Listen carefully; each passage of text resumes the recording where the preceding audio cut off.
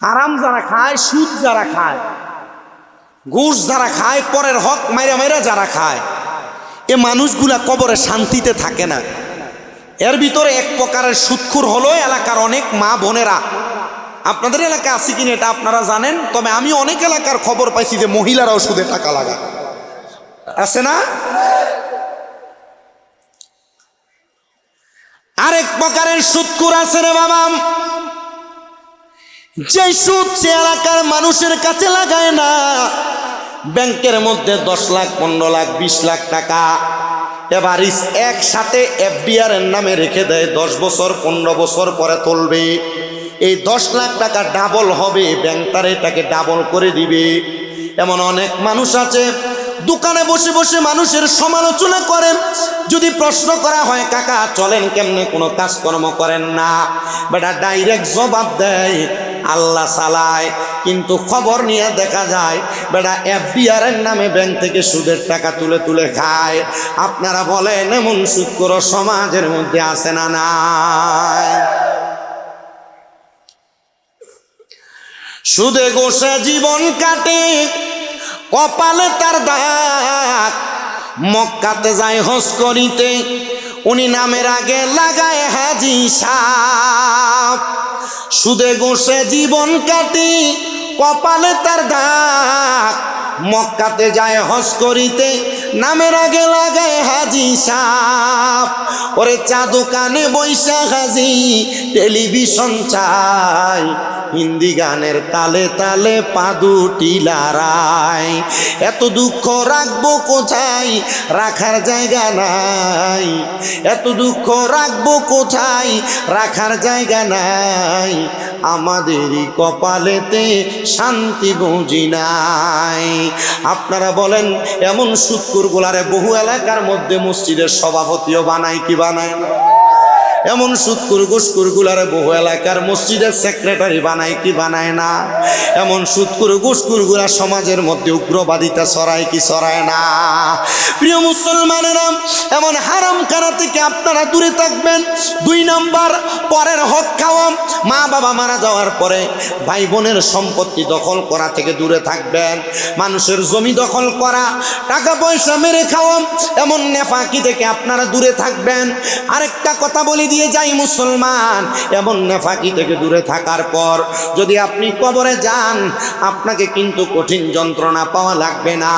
আল্লাহর হাবিব মুহাম্মাদুর রাসূলুল্লাহ সাল্লাল্লাহু আলাইহি ওয়াসাল্লাম, মদিনা রাহমাতুল লিল আলামিন নবী আমার জানায় উম্মত, দুনিয়ার জমিনের মধ্যে এমন খারাপ বাজে কর্ম করার কারণে তো বান্দা জাহান্নামে পড়ে যায়।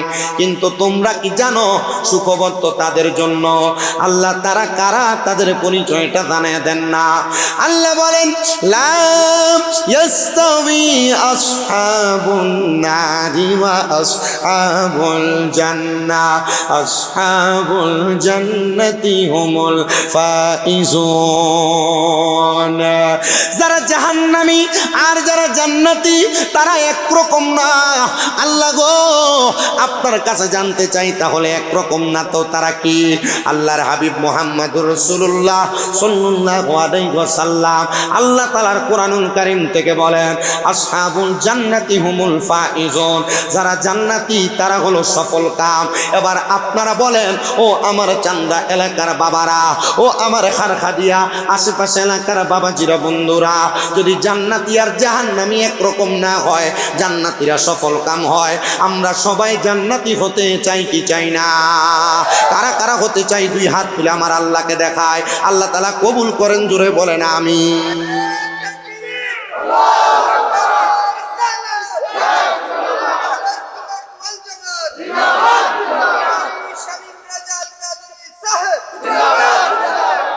জান্নাতি হতে চাই কিন্তু নামাজ পড়তে চাই না। জান্নাতি হতে চাই মা বাপরে বাদ দিতে চাই না। জান্নাতি হতে চাই আম্মা আব্বারে অসৎ আচরণ করি, খারাপ ব্যবহার করি। জান্নাতি হতে চাই ভাইয়ে ভাইয়ে দ্বন্দ্ব, ভাবির লোকে দ্বন্দ্ব লাইগা, জালে জালে দ্বন্দ্ব লাইগা মা বাপরে জুদা করে দেই। এমনও এলাকা আছে যে সমস্ত এলাকার মধ্যে মা বাবার খাওয়ান নিয়ে, মা বাবার কে কয় বেলা খাওয়াই বেটা নিয়ে সালিশ বসে, বিচার বসে, দরবার বসে। কথা বলেন না ঠিক কিনা? আল্লাহর নবী এভাবে জানায় কপাল পোড়া, হতবাগা, কপাল মন্দ ওই মানুষটার যেই ব্যক্তির দুনিয়াতে মা বাবা থাকা অবস্থায় সে জান্নাত হাসিল করতে পারে নাই।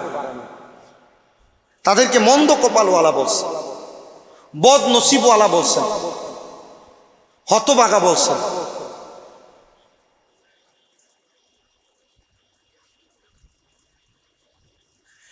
আমি আপনাদেরকে জান্নাত পাওয়ার একটা সহজ রাস্তার কথা বলি। আমি যে আয়াতে কারিমা আপনাদের কাছে তিলাওয়াত করেছিলাম খণ্ড বিশেষ, ওয়াবুদুল্লাহ ওয়ালা তুশরিকু বিহি শাইআন ওয়া বিল ওয়ালিদাইনি ইহসানা। আল্লাহ তাআলা বলেছেন আয়াতে কারিমায় তিনটা কাজের আদেশ করেছেন। এক নাম্বার, তোমরা আল্লাহর ইবাদত করো। তো আমরা ইবাদত করি কার? নামাজ পড়ি কার জন্য? রোজা রাখি কার জন্য? হজ করি কার জন্য? যাকাত দেই কার জন্য? দান সদকা করি কার জন্য? তাহলে আমরা ইবাদত করি, সেজদা দিই আল্লাহকে।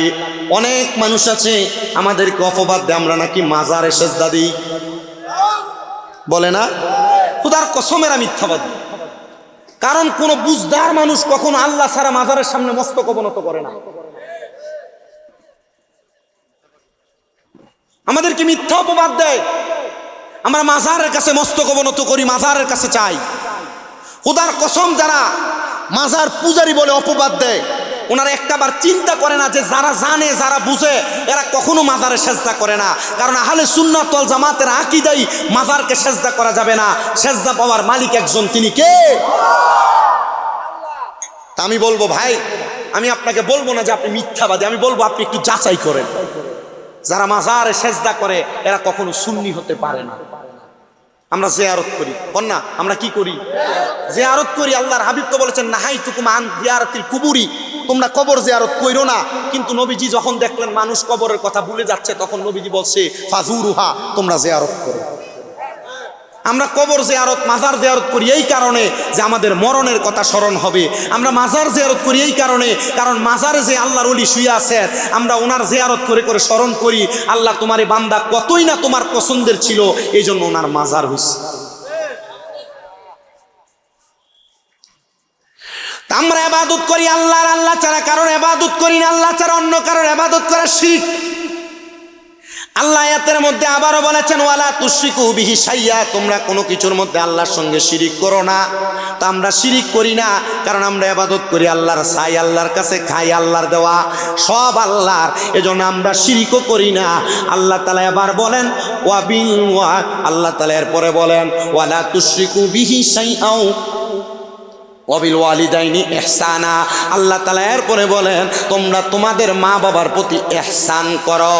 মা বাবার প্রতি ইহসান বলতে আপনি কি বুঝেন? মা বাবার প্রতি দয়া বলতে আপনি কি বুঝেন? মা বাবার প্রতি আপনি দয়া বলতে কি বুঝেন? মা বাবার প্রতি ইহসান বলতে আল্লাহর নবীর হাদিসে মুবারাকা 5টা হাদিসকে পড়ে আমি মা বাবার প্রতি ইহসান বলতে 1 নাম্বার বুঝেছি, মা বাপ জীবিত থাকা অবস্থায় সন্তান মা বাবার প্রতি সদ্য ব্যবহার করা, সুন্দর ব্যবহার করা, ভালো আচরণ করা, এটা হলো মা বাবার প্রতি ইহসান করা। 2 নাম্বার, মা বাবার প্রতি ইহসান করা মানে যখন মা বাবা প্রাপ্তবয়স্ক হয়ে যায়, মা বাবার উপযুক্ত খেদমতের মাধ্যমে মা বাবার কষ্টকে লাঘব করে দেওয়ার নাম হলো মা বাবার প্রতি ইহসান করা। মা বাবার খাদ্যের যোগান দেওয়া, এটা হলো মা বাবার প্রতি ইহসান করা। মা বাবা অসুস্থ হলে তাদের চিকিৎসার ব্যবস্থা করা, এটা হলো মা বাবার প্রতি ইহসান করা। মা বাবার প্রতি সব সময় ভালো নজর রাখা, এটা হলো মা বাবার প্রতি ইহসান করা। মুসলমান ইমানদার, বর্তমান সমাজে যে অবস্থা দেখা যায়, মা বাপরে খানা দিতে চায় না, ভাত দিতে চায় না। 2-3 ভাই হলে জুদা করে দেয়, সকালে এক ঘরে, দুপুরে এক ঘরে, রাত্রে এক ঘরে খাবার খায়। এমন তো কখনোই হওয়ার কথা না। যদিও সামাজিকতা রক্ষা করতে যে এমন অবস্থা হয়, সন্তান সবার কাছে করজোরে আবদার করব। মনে রাখবা, মা বাপরে খাওয়াইলে, মা বাপরে পড়াইলে কখনো সন্তানের সম্পদ কমে না। সম্পদে বরকত, সম্পদে সম্পদে তারাক্কি দেয় একমাত্র আমার আল্লাহ তাআলা। আরে মা বাবাকে তুমি খাওয়ানো লাগবে না, আল্লাহর হাবিব মুহাম্মদুর রাসূলুল্লাহ সাল্লাল্লাহু আলাইহি ওয়াসাল্লাম নবী আমার জানায়া দেয়, উম্মত আম্মা আব্বার সন্তান যা ইনকাম করবে, মা বাপ জীবিত থাকা অবস্থায় সন্তানের সব সম্পদের মালিকানা মা বাবার কাছে। মা বাবা চাইলে সন্তানের অনুমতি ছাড়া সন্তানের সব সম্পদ ব্যবহার করতে পারবে। আর বর্তমান সমাজ এমন পচা, এমন নিকৃষ্ট সন্তানের কাছ থেকে বাবা 100 টাকা চায়া চায়া নেওয়া লাগে, 10 টাকা পান খাওয়ার জন্য চায়া চায়া নেওয়া লাগে।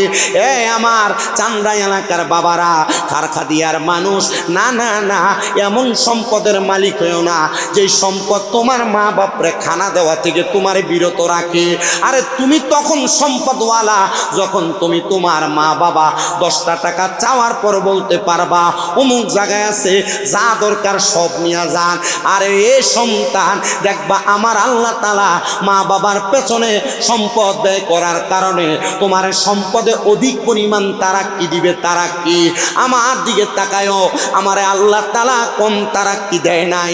যে বলছিলাম 1 বছরের কাছাকাছি সময় আম্মু সুস্থ, 9 লাখ টাকার উপরে আম্মার পেছনে খরচ, কিন্তু আল্লাহর কি রহমত, এই 9 মাস 10 মাস 11 মাস 1 বছরের মধ্যে আল্লাহ তাআলা আমার ইনকামে এর চাইতে ডাবলের বেশি বরকত দান করেছে। অন্য কোনো কারণে না, একমাত্র আমি আমার আম্মা জানের কদমে ছোট হওয়ার কারণে। ও সন্তানের দল, প্রথম 2 মাস 11 দিন আমি আমার নিজের বিছানার মধ্যে আমি পিঠ লাগাই নাই। আমার মা খাটে ঘুমাইছে, পাশে টাইলসের মধ্যে আমি নিজে বিছান করে শুয়েছিলাম। মা যতক্ষণ ঘুমায় নাই ততক্ষণ পর্যন্ত আমি চোখ লাগাই নাই। তুমি সন্তান মা বাবার কয়বার খবর নিয়েছ? আবদার জানাই আম্মা আব্বার প্রতি ইহসান করবা, আম্মা আব্বার প্রতি দরদ দেখাইবা। শোনেন, আম্মা আব্বার প্রতি দরদ দেখাইলে আল্লাহ তাআলা একটা সন্তানকে কেমন নেয়ামত প্রদান করে। কুরাশান এলাকার নাম আপনারা অনেকে শুনেছেন, যে কুরাশান এলাকা থেকে বড় বড় মজবুত আল্লাহর ওলিরা বের হয়েছে। ওই কুরাশানের একজন আল্লাহর বান্দা, যার নাম হলো হযরতে আবু আব্দুল্লাহ কুরাশানি রহমতুল্লাহ আলাই। আবু আব্দুল্লাহ কুরাশানি রহমতুল্লাহ আলাই বলে, আমি আমার জন্মের পরে কোনো দিন আমি আমার মাকে দেখি নাই, আমি আমার জন্মের পরে কোনো দিন আমি আমার আব্বাজানকে দেখি নাই।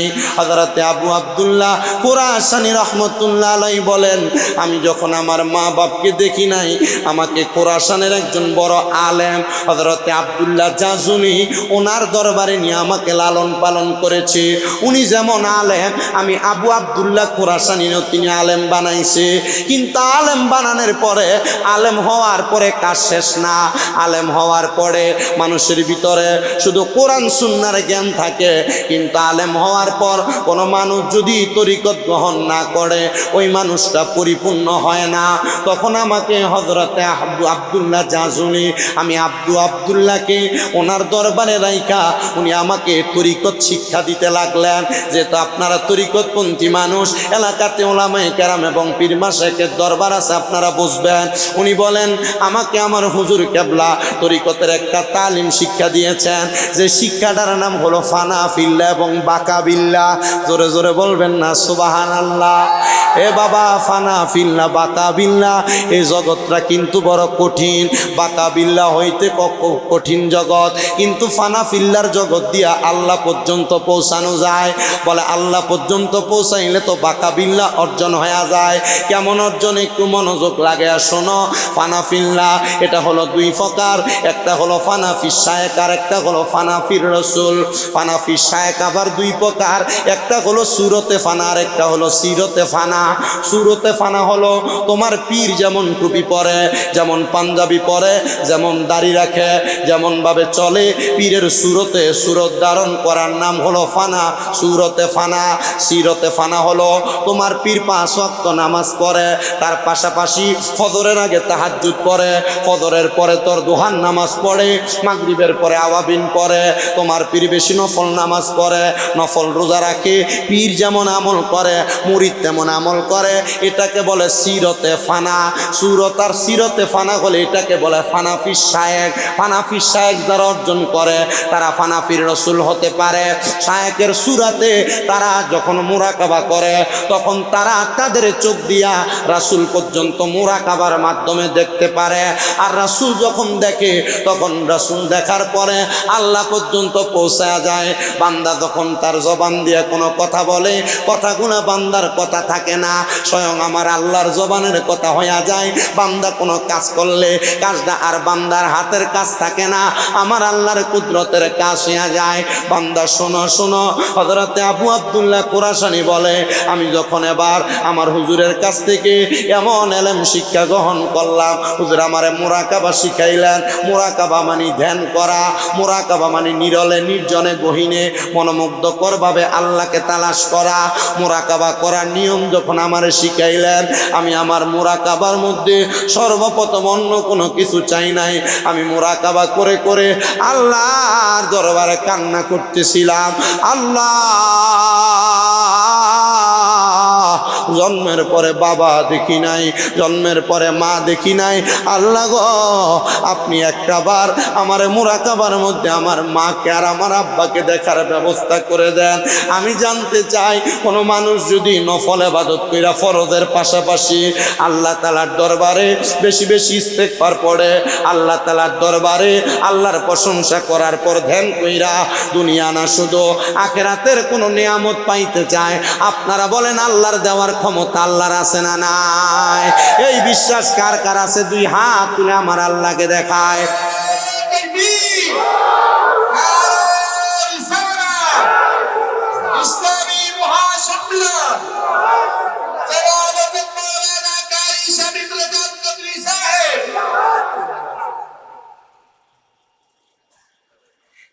প্রিয় মুসলমানেরা, তাহলে আমি আপনাদেরকে যে কথাটা বলতেছিলাম, আল্লাহ চাইলে মুরাকাবার মাধ্যমে বান্দা কিছু চাইলে বান্দারে দিতে।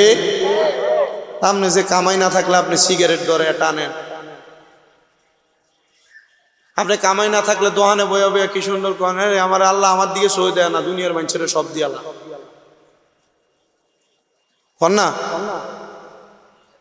যদি আল্লাহ মুরাকাবার মাধ্যমে বান্দার সব তো আল্লাহ জানে, লা ইউকাল্লিফুল্লাহু নাফসান ইল্লা উসাহা, আল্লাহ তাআলা কারো সাধ্যের বাইরে কিছু সাফায়া দেয় না। আপনি কোন আল্লাহ আপনারে দেয় না, আল্লাহ আপনাকে দেয়, যা দিছে আপনি তা পাওয়ার যোগ্য, আপনার সাধ্যে এটাই আছে, এটাই আপনি পাইছেন।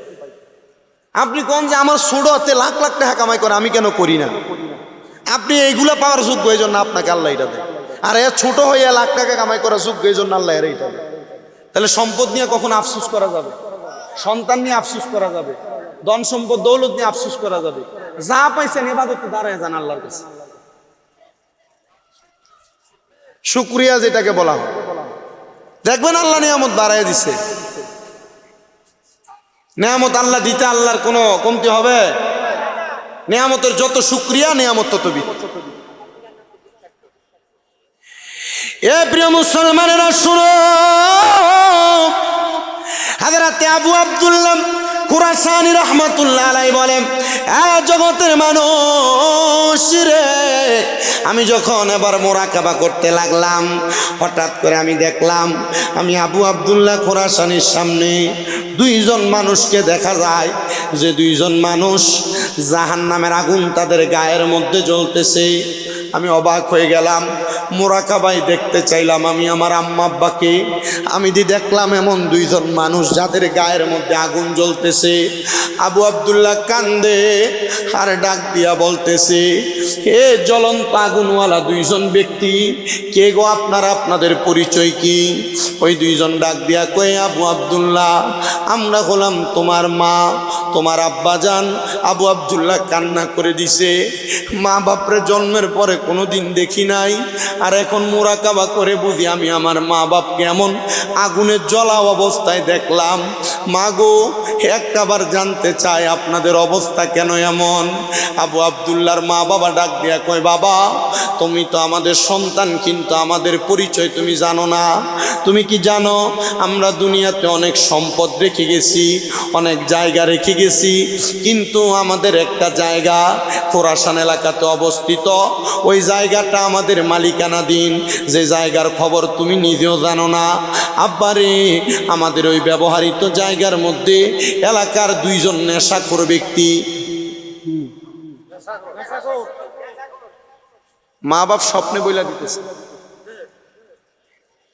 আবু আব্দুল্লাহ তুমি তো আমাদের সম্পদের হিসাব জানো না, দুইজন নেশাখোর ব্যক্তি আমাদের অমুক জায়গায় একটু সম্পদের ভিতরে নেশা করতেছে, আর আল্লাহ তাআলা আমার কবরে আযাব দিতেছে,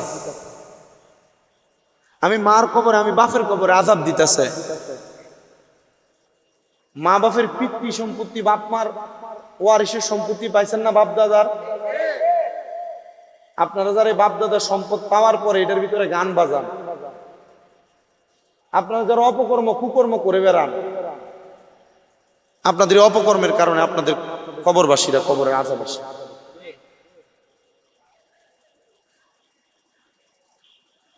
একটা রোজার মাস ভালোভাবে চলে গেছে, কিন্তু ঈদের দিন শুরু হয় নাই, চাঁদ রাত থেকেই বাজি ফুটানো শুরু হয়ে গেছে।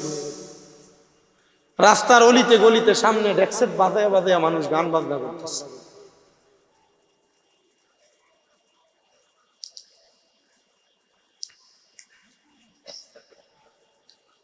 এই অপকর্মগুলো আমাদেরকে জাহান্নামের অতল গহ্বরে জ্বালাবে। আমি অন্যদিকে গেলাম না, আমি শুধু আপনাদের উদ্দেশ্যে এই কথাটাই বললাম, আপনার মা বাবা আপনাকে যে সম্পদগুলা দিয়া গেছে, বাড়ি ঘরে যে মা বোনের আছেন আপনারও মনোযোগ দিয়ে শুনেন, আপনাদের মা বাবা আপনাদেরকে যে সম্পদ দিয়া গেছে, এই সম্পদকে যদি আপনারা খারাপভাবে ব্যবহার করেন, এটার শাস্তি তারা কবরে পায়। আপনি আপনার ফুতের বিয়া, ফুতের মুসলমানি, নাতির মুসলমানিতে গান যে বাজান, এই ডেক্সেট দিয়ে আপনি আপনার বাড়ির মাটি কাঁপান, কিন্তু কবরে আপনার মা বাবারে আল্লাহ তাআলা জাহান্নামের আগুন দিয়ে কাঁপান। যদি একটা মা বাবার সম্পদের ভিতরে দুনিয়ার সাধারণ মা পাবলিক কেউ জানেও না নেশা করে, এটার কারণে একটা মা বাপরে জাহান্নামের আগুন আল্লাহ জ্বালায়, আচ্ছা বলেন আমরা যে দুনিয়ার এত অপকর্ম করি, আল্লাহ কি আমাদেরকে আরো কঠিন শাস্তি দিবে না? তো মা বাপ যে মরে গেছে, আমরা কি কোনো দায়িত্ব নাই? আচ্ছা, আমি আমার খুতবায় এই হাদিসটা পড়ছি, আমি আমার খুতবার আলোচিত হাদিসে মুবারাকার এবার অনুবাদ করে একটু শুনেন। ব্যাখ্যার প্রয়োজন হবে না, অনুবাদ শুনলে আপনারা হাদিসের আমল করতে পারবেন। নবী আমার বলেন, ইজজা মিন বানি সালামাতা, নবীজির দরবারে বনু সালমা গোত্রের একজন লোক আগমন করল।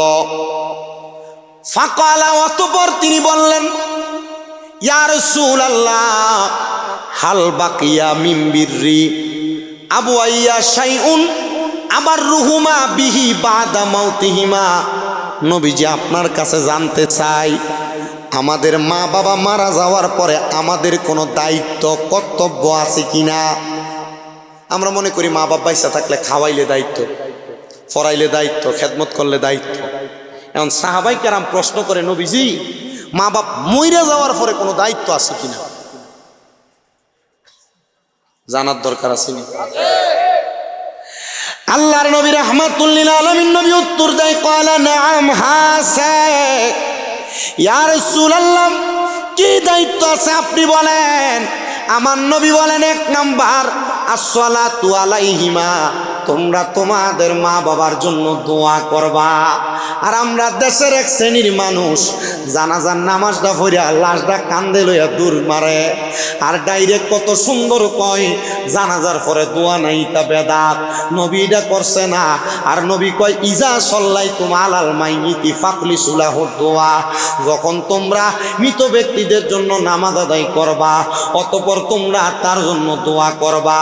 নবী কয় মৃত ব্যক্তির জানাজা পড়ার পর দোয়া করার জন্য, মৌলবী কয় দোয়া না করে লাশ তাড়াতাড়ি মাটি দেওয়ার জন্য।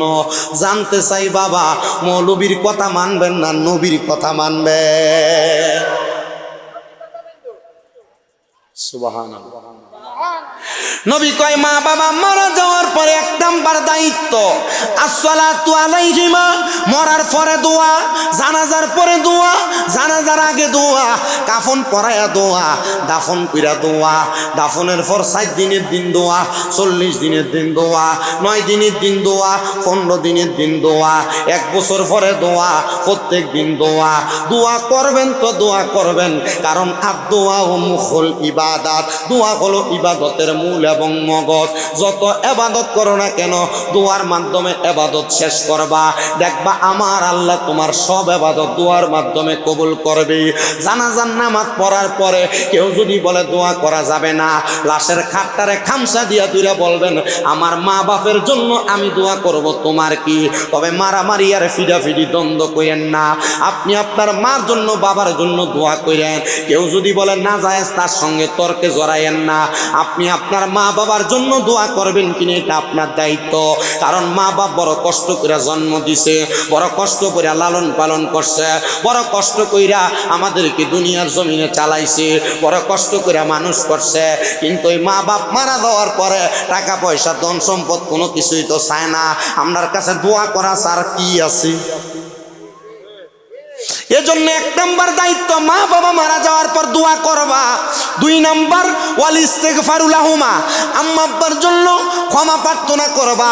আল্লাহ আমার মারে মাফ করে দাও, বাবারে মাফ করে দাও।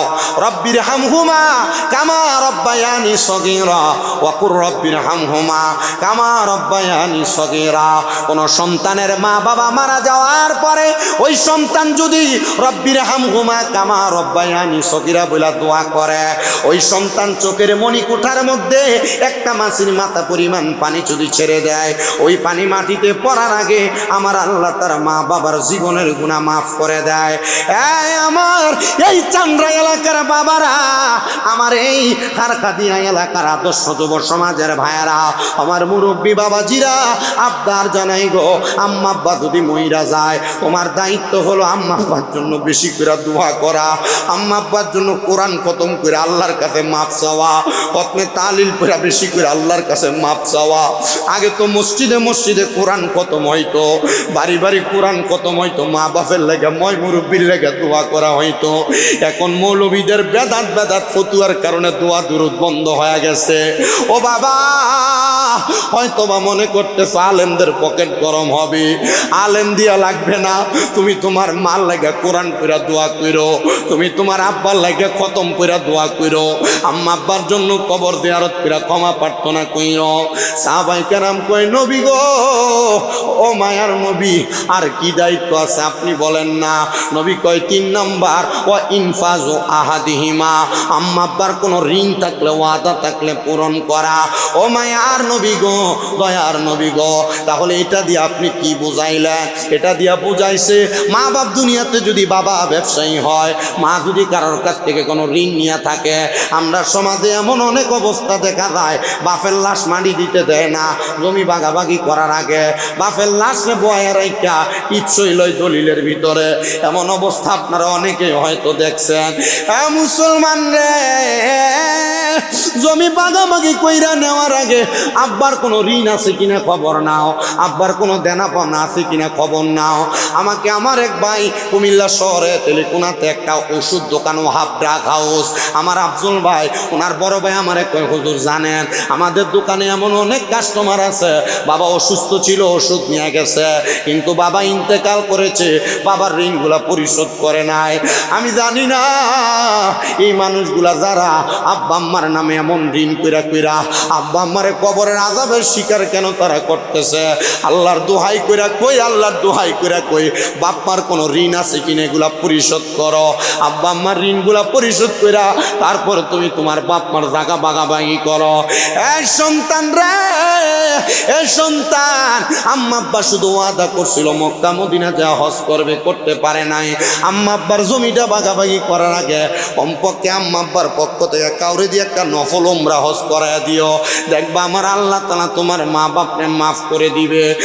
সন্তানের দল, আম্মা আব্বার জায়গা জমিটা ঠিকভাবে বুঝাইয়া দিও। তোমার মা বাপ যে মরে গেছে, আম্মা আব্বার হকটা কেমনে পালন করবা, ওয়াদা কেমনে পূরণ করবা। মা বাবার ওয়াদা হইল মা বাবার যত সম্পদ থাকবে এই সম্পদগুলা ব্যবহার করবে ভাই বোন সবাই মিলা। অনেক সন্তান আছে মা বাপ মারা যাওয়ার পর বোনদের সম্পদরা বুঝাইয়া দেয় না, ছোট ভাইয়ের সম্পদরা বুঝাইয়া দেয় না, এগুলা কইরো না, তোমার মা বাবা কবরের আযাবের শিকার হয়ে যাবে। কেন? তোমার অপকর্মের কারণে মা বাপ দুজকের আগুনে জ্বলবে।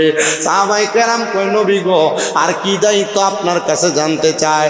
আমার নবী কয়, 4 নাম্বার, ওয়াসিলাতির রাহমিল্লাতি লা তুসালু ইল্লা বিহিমা। নবী আমার জানায়া দেয় 4 নাম্বার দায়িত্ব হলো আম্মা আব্বার আত্মীয়দের সাথে সম্পর্ক বজায় রাখা। বাপ মারা গেছে, মা মারা গেছে, বাবার আত্মীয় স্বজন যারা, চাচা জিরিদের সাথে, চাচা ফুফুদের সাথে আত্মীয় রাখা। মা মারা গেছে, মামার বাড়ির আত্মীয়র সাথে সম্পর্ক রাখা। এটা যদি করতে পারো, আম্মা আব্বা কবরে বড় শান্তিতে থাকবে, বড় আরামে থাকবে, আল্লাহর দরবার থেকে পুরস্কার পাবে। আর 5 নাম্বার হলো ওয়াইকরামু সাদিকিহিমা, আম্মা আব্বার বয়সী মুরব্বীদেরকে সম্মান করবা, তাজিম করবা, ইজ্জত করবা। দেখবা আমার আল্লাহ তাআলা তোমাদের মা বাপরে মাফ করে দিবে। আর আমাদের সমাজ এমন পাছা হয়ে গেছে, বাবার বয়সী মুরব্বী সামনে দাঁড়ায় থাকে, সিগারেট টান দিয়া ধোঁয়াটা বেড়ার মুখের মধ্যে মারে, আছে না? এমন অনেক যুব সমাজ। ভাইজান, নিজের জীবনকে নষ্ট করার দরকার নাই। এটা করে আপনি আপনার বিবেক নষ্ট করতেছেন, নিজেকে বেয়াদব প্রমাণ করছেন। আর আপনার আম্মা আব্বা যদি কবরে থাকে, তাদেরকে আযাবের শিকার করছে। আচ্ছা বলেন, আমরা কি এমন আযাবে আমাদের মা বাপরে ফালাইতে চাই?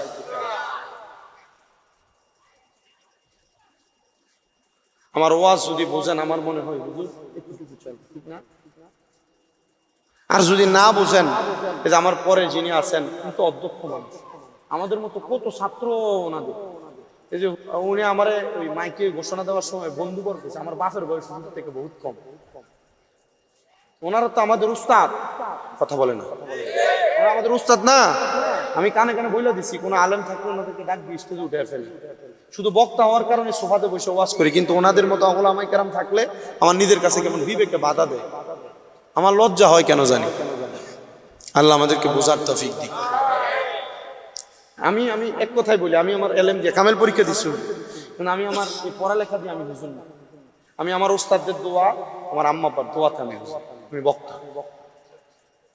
আমার অনেকগুলো মাদ্রাসা চলে কুমিল্লাতে, দাওয়াত রইল, কখনো যাবেন। কুমিল্লা শহরেই চকবাজার নূরপুরে তাহফিজুল কোরআন মাদ্রাসা, মা ফাতেমা মহিলা মাদ্রাসা, জামিয়া নূরে মদিনা মাদ্রাসা, আল হোসাইনিয়া মাদ্রাসা, তাহফিজুল কোরআনের একাডেমিক শাখাগুলো আমাদের আছে, চলতেছে। একটা মাদ্রাসারই 3টা বিভাগ, 3 জায়গা, মহিলা শাখা আলাদা, হেফজ শাখা আলাদা, একাডেমিক শাখা আলাদা।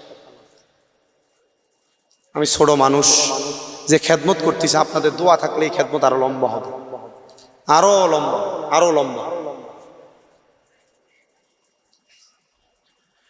আমি আপনাদের কাছে যেই কথা বলতেছিলাম, কোনোদিন মা বাবার বয়সী মুরব্বীদের সাথে আমাদের যেন কোনো বেয়াদবি না হয়ে যায়, মনের অজান্তে যেন মা বাবার বয়সী মুরব্বীরা কোনো আদেশ করলে আমরা তাদের আদেশটা মানি। যদি না মানতে পারি, চুপ করে তাদের আদেশটা শুইনা চলে আসি। প্রিয় মুসলমান ইমানদার, যদি তুমি এটা করতে পারো, তাহলে তোমার মা বাবা কবরে ভালো থাকবে। তাহলে তুমি তোমার মা বাবার উপর যে দায়িত্বগুলো পালন করবা, অপকর্ম ত্যাগ করবা, কারণ তোমার অপকর্ম তোমার মা বাপরে জাহান্নামের দিকে নিয়ে যাবে। তো আমি আপনাদের কাছে হযরত আবু আব্দুল্লাহ কুরাশানী রহমতুল্লাহ আলাইহি জীবনী বলতেছিলাম। ওনার মা বাবা ওনার স্বপ্ন বলেছেন, আব্বা জান, আমরা মা বাপ তো কবরে কঠিন আযাবের শিকার হইতেছি। আবু আব্দুল্লাহ কুরাশানী ডাক দিয়ে কয়, মা গো, ও আব্বা জান, আমি সন্তান আলেম হয়েছি, কিন্তু আপনার আলেমের মা হইয়া কবরে জ্বলতেছেন, এটা আমার ভালো লাগতেছে না। কোন জায়গায় এমন বাজে কর্ম হয় আপনি একবার বলেন না, আমি জায়গাটা দেখিয়ে আসি। ওই জায়গায় যায় আপনাদের জন্য আমি দোয়া করে আসি, আর ভাটিখানাটা বন্ধ করে দেয়। মা বাবা দুইজন স্বপ্নে মুরাকাবার মধ্যে ইঙ্গিত করেছেন এই দিকে অথবা এই দিকে ভাবে ইঙ্গিত করেছেন। ইঙ্গিত করার পরে হযরত আবু আব্দুল্লাহ কুরাশানী বলে, আমি খুঁজতে খুঁজতে অনেক জায়গায় দেখলাম, দেখতে দেখতে আমি যায়া দেখলাম আমার মাঝি জায়গার কথা বললেন। ওই জায়গায় ভাঙ্গা একটা কুঠির, ভাঙ্গা একটা ঘরের মধ্যে দুইজন মানুষ বৈশা বৈশা নেশা পান করতেছি। আমি আবু আব্দুল্লাহ তাদেরকে যে একটা হাদিস শরীফ শোনাইলাম, আচ্ছা বলেন, ভূতের মুখে যদি রাম রাম হয়, এক কথায় বদ মানুষের কাছে যদি বারবার কোরআন হাদিসের কথা বলে, এরা তো কোরআন হাদিস মানে না। ডাইরেক্ট দেখবেন এদেরকে আপনি নসিহত করতে গেলে এরা কইব জানমিয়া জ্ঞান দিতে আসে, বলে না? যারা বদ মানুষ, খারাপ মানুষ, এরা যদি কেউ বুঝাইতে যায়, আরে কি আপনি 2 দিনের মৌলবী মানুষ, কিতা বুঝাইতেছেন আপনি, এমন বলে না উনি? আজ রাতে আবু আব্দুল্লাহ ডাক দিয়ে বলেন, এ 2 জন নেশাখোর ব্যক্তি, তোমরা যে জায়গায় বসে নেশা করো, তোমরা কি জানো নেশা করা কত বড় পাপ? বলে কত বড় পাপ? বলে নেশা করা না, শুধু 3টা কাজ বড় পাপের কাজ, যে 3 জন ব্যক্তিকে আমার আল্লাহ কোনোদিন পছন্দ করে না। তারা জিজ্ঞাসা করে কোন 3টা কাজ? বলে 1 নাম্বার, কোনো জিনাখোর যখন জিনা করে তখন ওই জিনাখোরের ঈমান থাকে না, এটা আল্লাহর বড় পছন্দের কাজ। 2 নাম্বার, কোনো মানুষ যখন চুরি করে, চুরি করার সময় চোরের ঈমান থাকে না, এই চুরি করাটা আল্লাহর অপছন্দনীয় কাজ। 3 নাম্বার, কোনো নেশাখোর যখন নেশা করে তার ঈমান থাকে না। এলাকায় মদখোর আসেনি, ইয়াবাখোর আসেনি, সেন্সিটিখোর আসেনি, ডাক্তার দোকান থেকে ঘুমের ওষুধ কিনা ফ্যানটা করবার নাম দিছে ডিরে ট্যাবলেট করে, এমন আসেনি? এই নেশাখোর যারা, এদের কানে আমার এই বাণীটা যদি পৌঁছাই তো হেদায়াত। বাবা খেয়ালা খেয়ে নয় মুরব্বী, বাবা খেয়ালা, আরো যে কত কিছু বাইর হইব আছে না? এমন বহু পরিবার নষ্ট হয়ে গেছে নেশার কারণে। বহু নেশাখোর নেশা করে আইসা বাইর বউ ফিটা দেয়, বহু নেশাখোর নেশা করে আইসা মা বাবার সাথে অসৎ আচরণ করে, আছে না? আল্লাহ ভালো জানে এদের বিচার যে কত কঠিন আর মারাত্মক। আব্বাজি, যারা নেশা করেন, একটাবার নিজেকে আপনি পুঁজি করেন, নিজেকে আপনি একটু বইরা নেন যে নেশা করার কারণে আপনি কঠিন শাস্তির শিকার হবেন, হবে না? অনেকে সিগারেট পান করে, সিগারেট খায় না, এটারে উনি নেশা মনে করে না। নেশা মনে না করলে এটা আপনার বিষয়। কিন্তু নবীজির আরেকটা হাদিসে মুবারাকা, যদি তোমরা দুনিয়াতে জাহান্নামী দেখতে চাও, এদের দিকে তাকাও যাদের মুখে আগুন। আমি পুরো হিসাব মিলিয়ে দেখলাম আগুন খায় সিগারেট খায়, তো সিগারেট খাই তো সাবধান।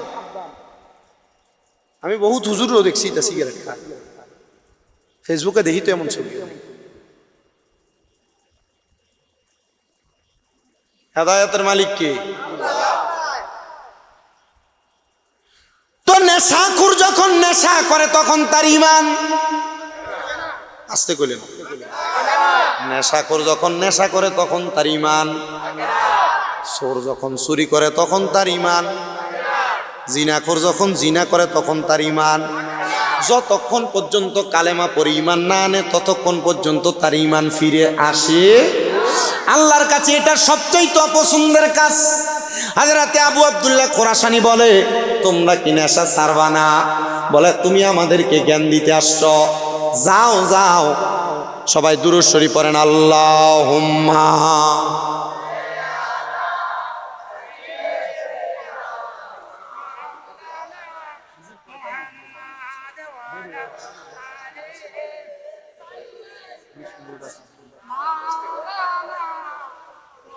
আর একটু জবান খুলে মোহাব্বতে পড়েন, আল্লাহুম্মা। তুমি কি রওনা দিছে? বললো না 10টায় আসবে।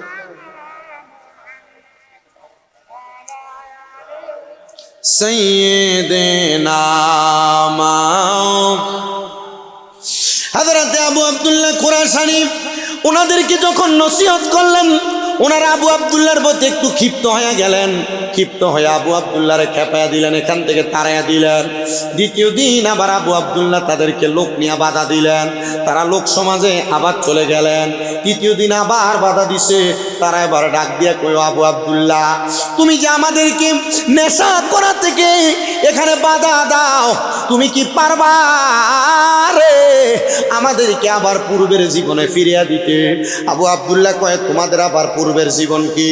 বলে, আমরা তো নেশা এমনি এমনি করি নাই, আমরা তো সংসারের যন্ত্রণায় পুরা নেশা করি। বলে, কেন তুমি নেশা করো? বলে, আমি নেশা করি, আমার স্ত্রী, আরেকজন বলে আমার স্ত্রী, তারা দুইজন দুই দিকে, তারা তার তাদের মতো করে অবাধভাবে চলাফেরা করে।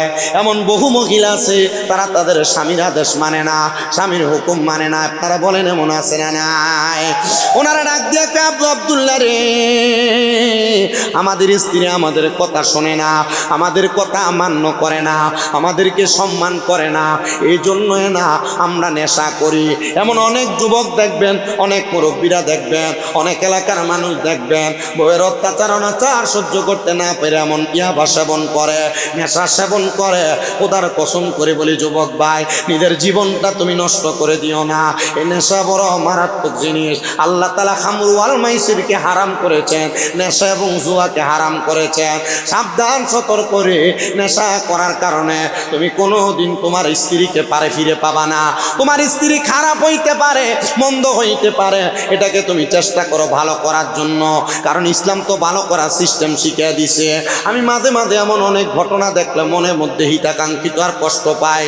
কয়েকদিন আগে রমজানে মনে হয় রামগঞ্জে এক মহিলা স্বামী বিদেশ থাকে, ওই মহিলা একজন পর ছেলের সাথে পরকীয়াতে লিপ্ত, ছেলেকেও বাদ দিয়া দেয় অন্য পুরুষের সাথে চলে যাওয়ার জন্য।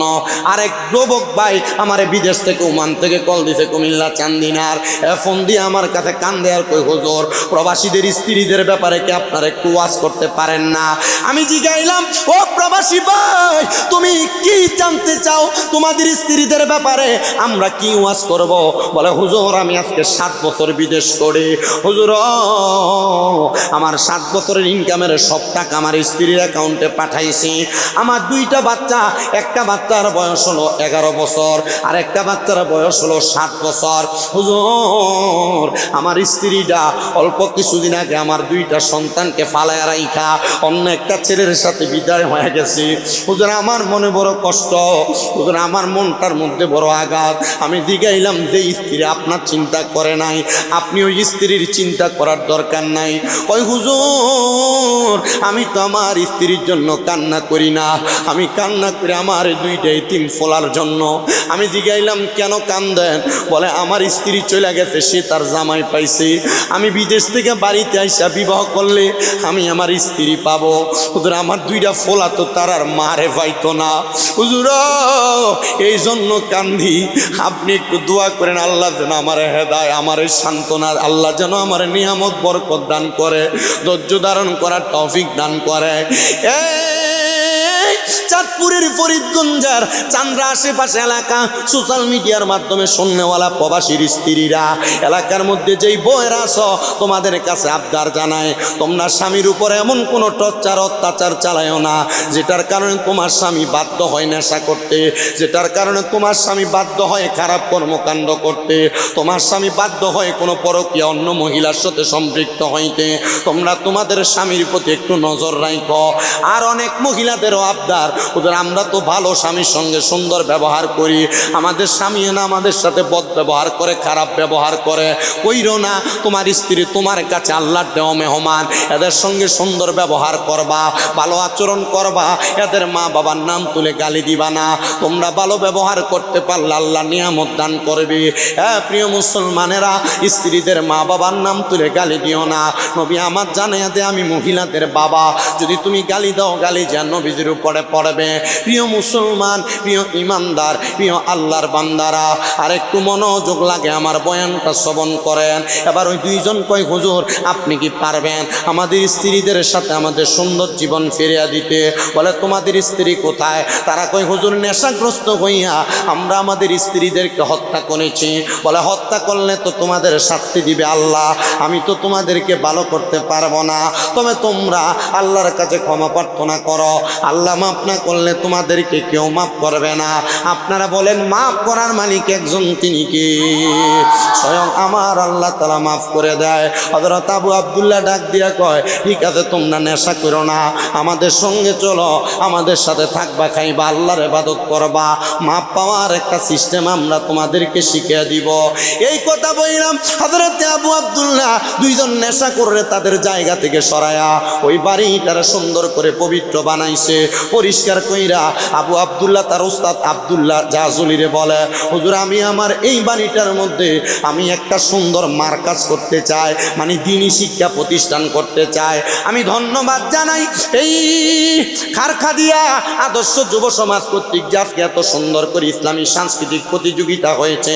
তোমরা এলাকার সন্তান যারা, এদেরকে গজলের প্রতি, আযানের প্রতি, কোরআন তেলাওয়াতের প্রতি, নাতে রাসূলের প্রতি আকৃষ্ট করার জন্য পুরস্কার দিয়া এদেরকে এটার প্রতি আগ্রহ জাগাইছ, এটা বড় ভালো কাজ। এলাকায় মাদ্রাসা করেছো, এটা বড় ভালো কাজ। মাদ্রাসার কাজে সহযোগিতা করেছো, এটা বড় ভালো কাজ। এই কাজ করলে আল্লাহ তাআলা তোমাদেরকে উত্তম জাযা প্রদান করবে। আবু আব্দুল্লাহ ডাক দিয়া কই, আমার উস্তাদ আব্দুল্লাহ জাজনী, আপনি যদি দোয়া করেন আমার আল্লাহ তাআলা আমাকে বরকত দান করবে। আমি এই জায়গায় একটা শিক্ষা প্রতিষ্ঠান মানে দ্বীনের মার্কাজ করতে চাই। ওনার কথা শুনলাম, উস্তাদ হুকুম দিয়া দিছে উনি সেই জায়গার মধ্যে ওই এলাকার আশেপাশের সব মানুষদেরকে কোরআন শিক্ষা দেয়। আবু আব্দুল্লাহর মনে কিন্তু শান্তি নাই, মানুষকে কোরআন শিক্ষা দিয়া রাত্রবেলা কান্দে, আল্লাহ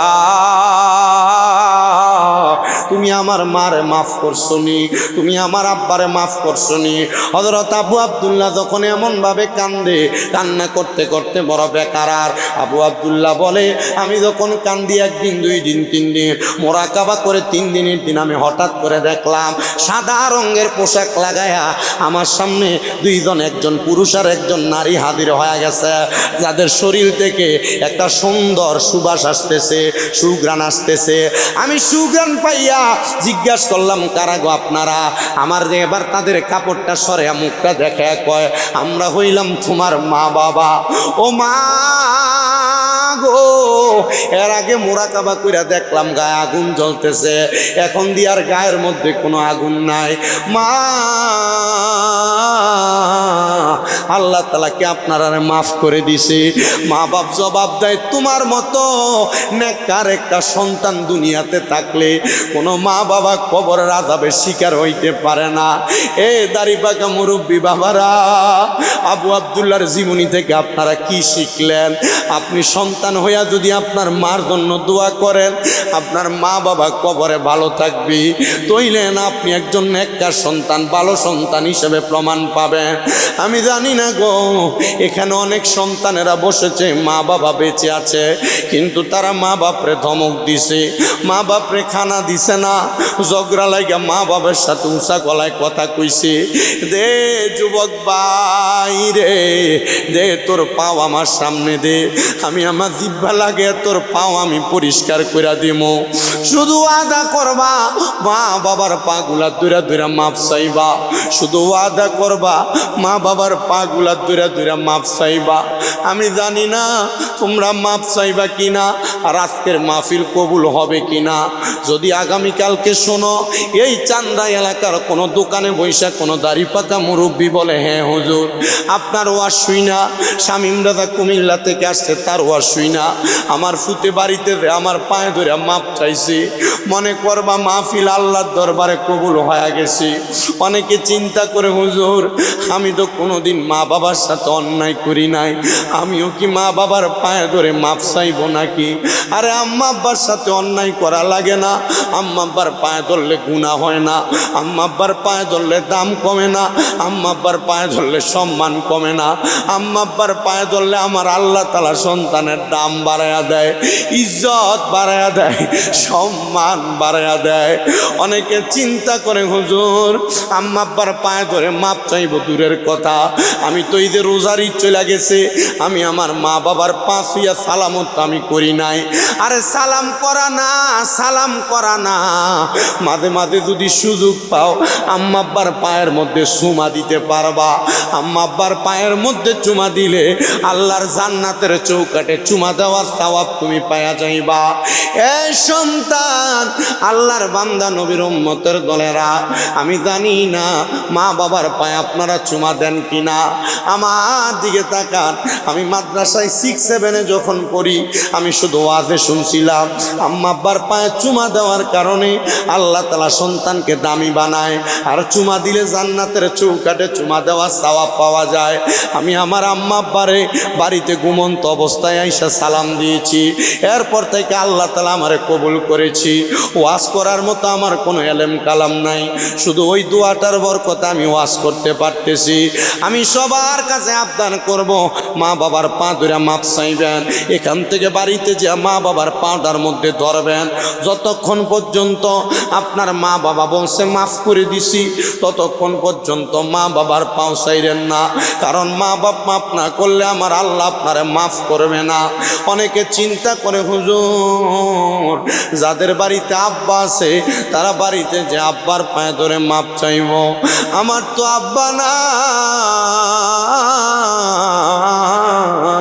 আমি কার পায়ে ধরে মাপ চাইব? এ সন্তান, অনেকে চিন্তা করে হুজুর যাদের বাড়িতে মা আছে তারা বাড়িতে যাই আমার পায়ে ধরে মাপ চাইব, আমার তো মা নাই, আমি কার পায়ে ধরে মাপ চাইব? হুজুর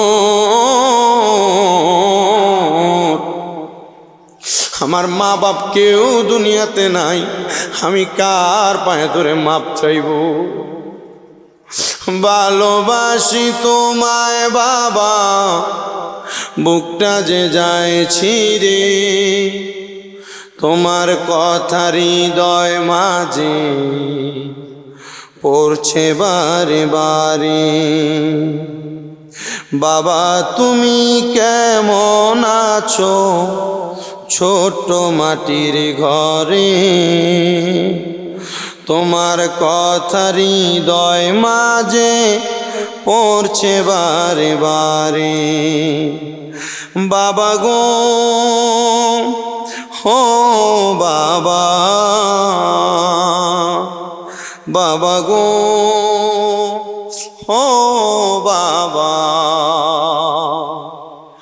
বাবা তুমি কেমন আছো ছোট মাটির ঘরে, তোমার কথা হৃদয় মাঝে পড়ছে বারে বারে। বাবা গো হো বাবা, বাবা গো বাবা।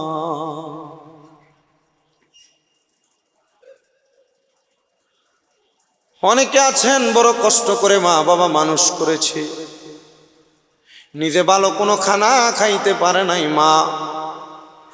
আব্বাজান পুরান লুঙ্গিটা পরা, পুরান কাপড়টা পরা, আব্বাজান পুরান পাঞ্জাবিটা পরে ঈদের নামাজ পড়ছে। আপনি সন্তানরে আব্বা নতুন জামা কাপড় কিনে দিছে।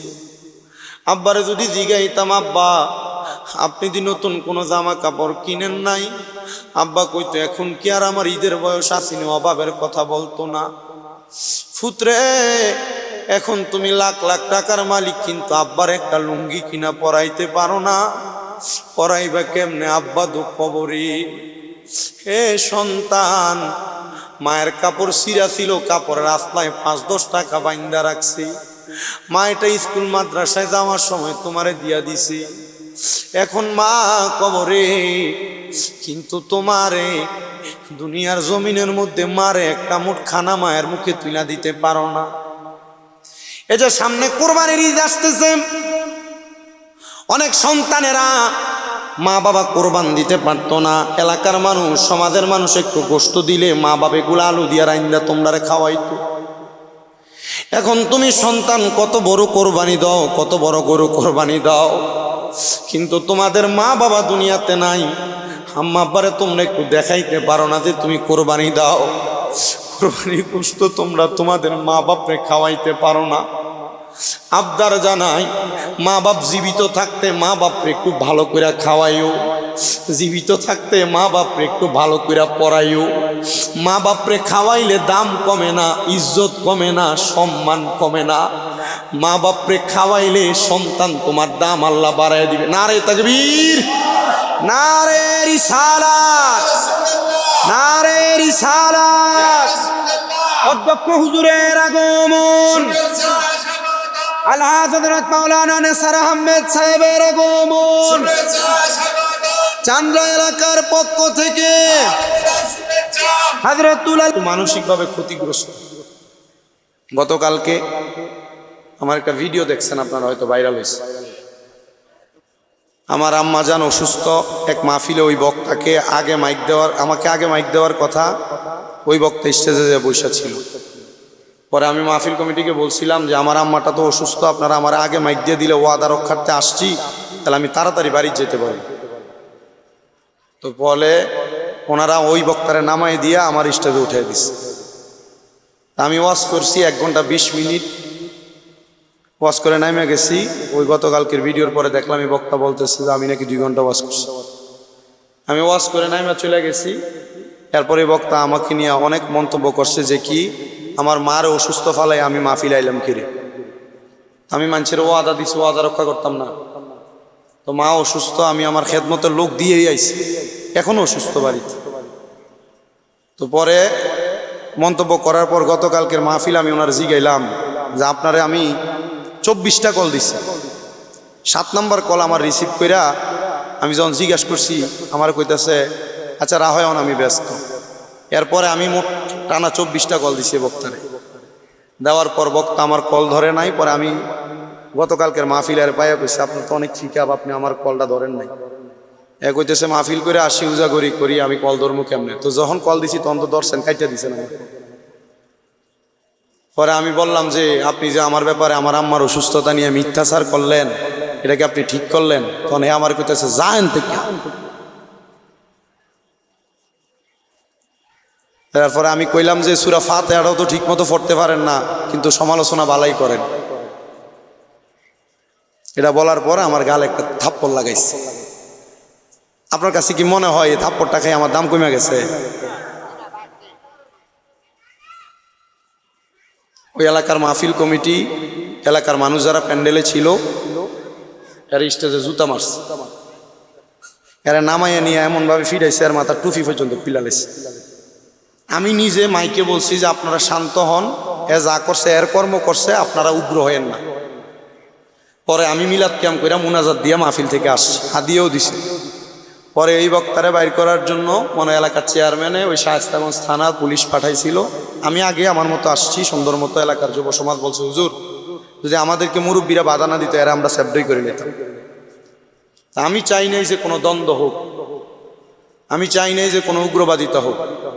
আমি শুধু এতটুকু বলছি যে আপনি যখন আমার মাকে নিয়ে কথা বলবেন তখন আমি আপনাকে ভালো কথা বলতে পারবো না। আমি ডাইরেক্ট বুঝি সমাজে বহু সমালোচনা, বহু কাজ হবে।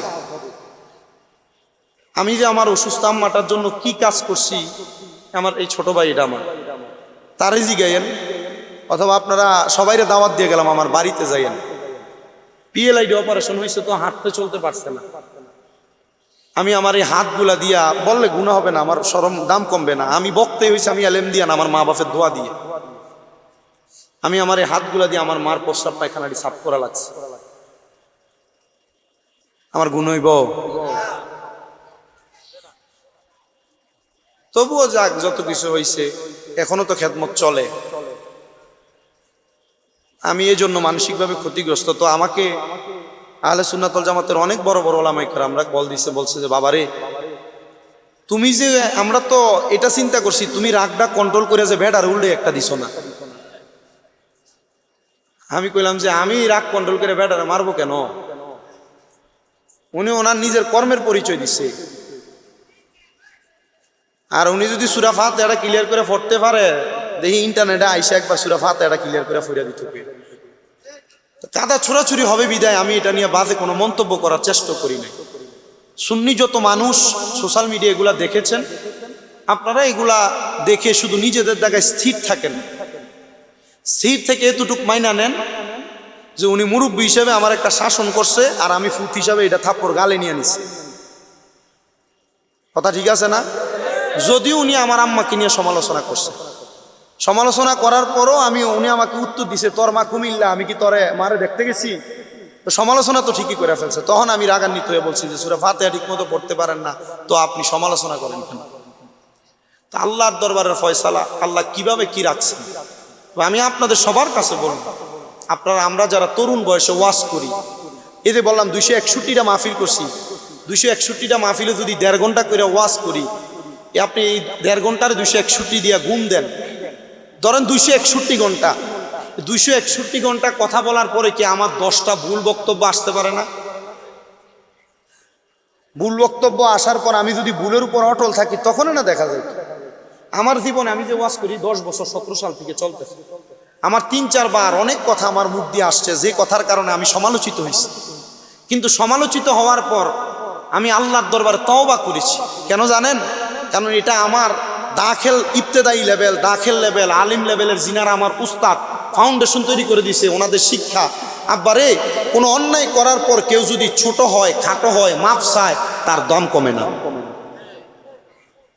যেখানে বান্দা 1000 গুনাহ করার পরে আল্লাহর কাছে ক্ষমা চাইলে আল্লাহ মাফ করে দেয়, তো তুমি তো ওয়াজে ভুল করো, তোমার ক্ষমা তো আল্লাহই করবে।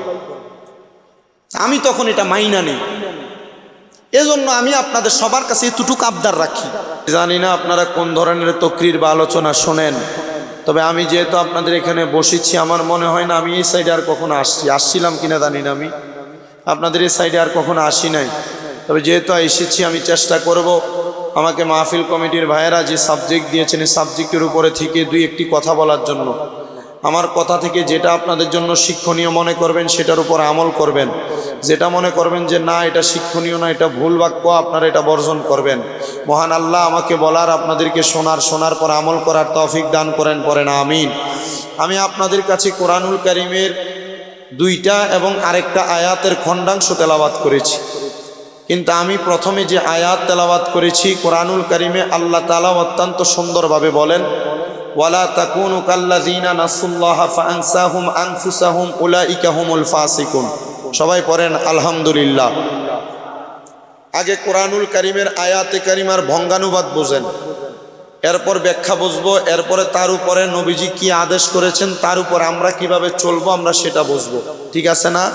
ঠিক ইউটিউবে আপনারা যেভাবে আমাদের তাকরীরগুলো শোনেন, ঠিক এই ধারাবাহিকভাবে আমি আমার বয়ান করব। আল্লাহ বলেন, ওয়ালা তাকুনু, তোমরা তাদের মতো হইও না, কাল্লাযিনা যাহারা নাসুল্লাহা ফাআনসাহুম, তাদের নিজের কথা ভুলে গেছে, আনফুসাহুম, আমি নিজে তাদেরকে ভুলে রাখছি, উলাইকা হুমুল ফাসিকুন। আর এরা কারা? বলে এরা হলো ফাসেক যারা, তারা। এখন আসেন এই মানুষগুলা কারা, তাদের পরিচয় আমরা আগে জানি। এই মানুষগুলা 1 নাম্বার ওই মানুষ যারা বেতাকওয়াবান, মানে যাদের মাঝে তাকওয়া নাই, খোদাভীতি নাই। এক কথায় বাংলাদেশে যত মানুষ বসবাস করে, আপনারা বলেন নামাজ ছেড়ে দেওয়া যে গুনার কাজ, এরা জানে কি জানে না? আসতে বলছেন, বলেন না, জানে কি জানে না? রোজা ছেড়ে দেওয়া গুনার কাজ, এটা জানে কি জানে না? মিথ্যা কথা বলা গুনার কাজ, এটা জানে কি জানে না? পরের হক খাওয়া গুনার কাজ, এটা জানে কি জানে না? এক কথায় মন্দ কাজগুলা সব ওনারা জানেন, কিন্তু জানার পরেও যারা গুনার কাজ একবারের পর দ্বিতীয়বার আবার রিপ্লাই করে, এরা তখন গুনার কাজ বারবার করার কারণে এরা ফাসেক হয়ে যায়। এক গুনাহ জানার পর দ্বিতীয়বার আবার এই গুনাহ করার কারণে কি হয়ে যায়? আসতে বলছে, বলেন না, কি হয়ে যায়? এবার ফাসেক কেন হয়? আর ফাসেক হলে ক্ষতিটা কি? ফাসেক হলে 1 নাম্বার ক্ষতি, ফাসেক কোনো দোয়া করলে, ইবাদত করলে কবুল হয় না। এটা আসমান এবং জমিনের মাঝখানে ঝুলন্ত অবস্থায় থাকে। এর মধ্যে আরেক প্রকার ফাসেক আছে, যারা দাড়িকে শেভ করে ফেলে, তারা মিথ্যা কথা বলে। আমি বারবার কিন্তু এই কথাগুলো বলি, একটু শুনেন মনোযোগ দিয়া। তো এ ফাসেক যারা, এরা নামাজ পড়লে কবুল হয় না, ইবাদত করলে কবুল, এরা যদি কোনো দোয়া করে দোয়া কবুল হয় না। আসেন আমার প্রিয় মুসল্লি ভাই বাবারা, আল্লাহর নবীর প্রখ্যাত হাদিস বিশারদ হযরতে আবু সাঈদ খুদরি রাদিয়াল্লাহু তাআলা আনহু, তিনি নিজে হাদিসে মুবারাকা বলতেছেন, আল্লাহর নবীর জবান মুবারকে তিনি বলতে শুনেছেন। তিনি বলেন, আল্লাহ তাআলা কোরআনুল কারীমের আয়াতে কারিমার মাধ্যমে দুনিয়ার মানুষদেরকে সতর্ক করেছেন, তারা যেন নিজের কথা না ভুলে যায়, মানে গুনাহ করতে করতে তারা যেন তাদেরকে গুনাহের দিকে অবধারিত না করে দেয়, ঠেলে না দেয়। আল্লাহর হাবিব তাদেরকে উদ্দেশ্য করে বলেছেন, যারা দুনিয়ার জমিনে মিথ্যা কথা বলে, যারা ফায়সা কথা বলে, মন্দ কথা বলে, দুনিয়ার জমিনের মধ্যে ইসলাম বহির্ভূত কর্মকাণ্ডগুলা করে বেড়ায়, এরা করার পর আবার তারা একবারের পর বারবার তারা এই গুনার কর্মকাণ্ড করে।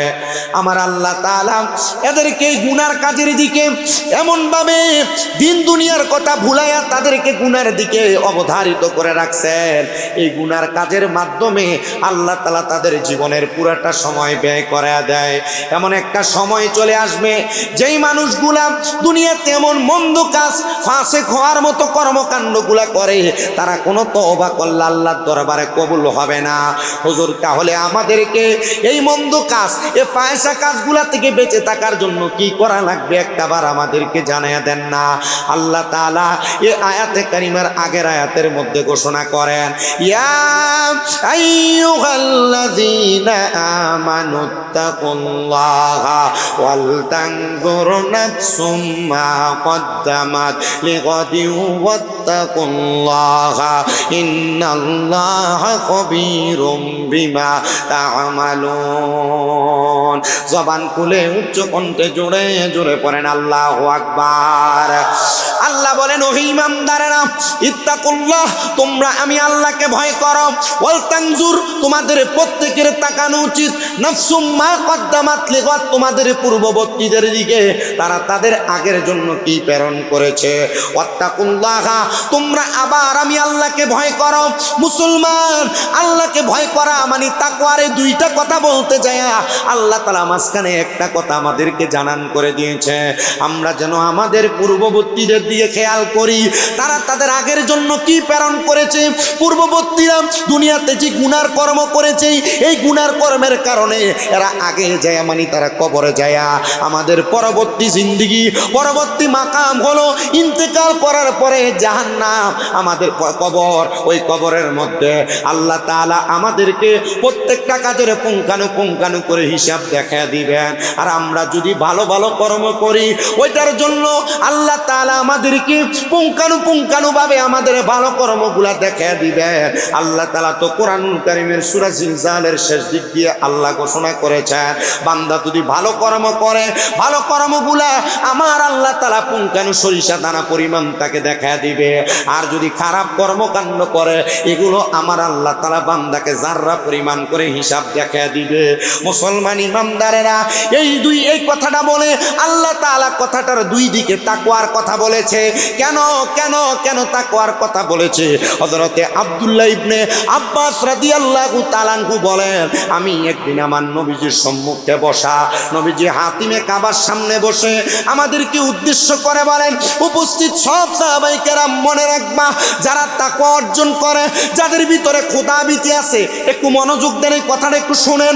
তাকওয়া অর্জন করা মানে খোদাভীতি অন্তরে থাকা। যারা খোদাভীতি অন্তরে ধারণ করে, ওই মানুষগুলা কখনো গুনার দিকে কদম বাড়ায় না। আব্দুল্লাহ ইবনে আব্বাস রাদিয়াল্লাহু তাআলা আনহু বলেন, নবীজি বলেন, যদি তোমরা খোদাভীতি অর্জন করো, তাহলে তোমরা তোমাদের জবান দ্বারা পড়ো লা ইলাহা ইল্লাল্লাহ মুহাম্মাদুর রাসূলুল্লাহ সাল্লাল্লাহু আলাইহি ওয়াসাল্লাম। যদি তোমরা খোদাভীতি অন্তরে ধারণ করো, তাহলে তোমরা কখনো শিরিক করবে না। যদি তোমরা খোদাভীতি অর্জন করো, তাহলে তোমরা কোনোদিন মানুষকে মন্দ কথা বলবে না, বাজে কথা বলবে না, মানুষের উপর অত্যাচার করবে না, অন্যায়ভাবে কাউকে হত্যা করবে না। যদি তোমরা খোদাভীতি অর্জন করো, তাহলে একজন মুসলমান তোমার জবান এবং তোমার হাত থেকে রক্ষা পাবে। প্রিয় মুসলমানেরা, খোদাভীতি মানে তাকওয়া এমন একটা বড় নিয়ামত। এই তাকওয়া যারা অর্জন করতে পারে, তারা দুনিয়াতেও সফল কাম, আখিরাতেও সফল কাম। তাকওয়া মানে খোদাভীতি। এই খোদাভীতি যদি অর্জন করা যায়, আমরা কখনো কোনো গুনার কাজ করতে আমরা 10 বার চিন্তা করব। আমরা কোনো মন্দ কাজ করতে 10 বার চিন্তা করব। নামাজ ছেড়ে দেওয়ার আগে 10 বার চিন্তা করব। আমরা মানুষের উপর অন্যায়, অত্যাচার, জুলুম করার আগে 10 বার চিন্তা করব। কারণটা কি? কারণ আমরা খোদাকে ভয় করি। আমরা জানি দুনিয়ার জমিনের মধ্যে খোদাকে ভয় করা এটা আমার আল্লাহ তাআলার পেয়ারা হাবিবের বড় পছন্দ। যারা বড় তাকওয়াবান, রাহমাতুল লিল আলামিন নবী নিজে বলতেছেন ওই তাকওয়াবানদের সাথে আমি, এবং তাকওয়াবানরা মুস্কি হেসে হেসে জান্নাতের দিকে প্রবেশ করবে। আর অন্যান্য হাসরবাসীরা প্রশ্ন করবে এরা কারা যারা মুস্কি হেসে হেসে জান্নাতের দিকে প্রবেশ করে? তখন ফেরেশতা অন্য দল জবাব দিবে এরা হলো ওই ব্যক্তি যারা দুনিয়াতে খোদাকে ভয় করেছে, মানে তাকওয়া অর্জন করেছে, খোদা ভীতি যাদের অন্তরে ধারণ করেছে এরা হলো তারা।